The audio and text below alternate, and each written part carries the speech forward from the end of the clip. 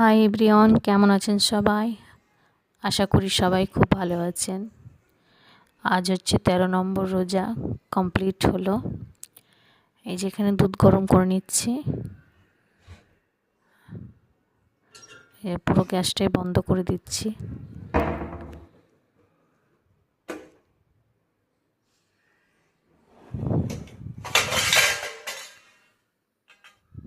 দুধটা ঢাকা দিয়ে দিলাম, যেহেতু এখন ইফতারে বসে যাব।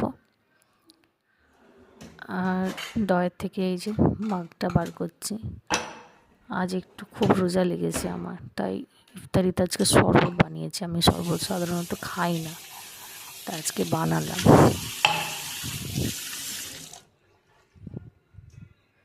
চলুন আপনারা আমার সঙ্গে সঙ্গে ইফতারি করবেন।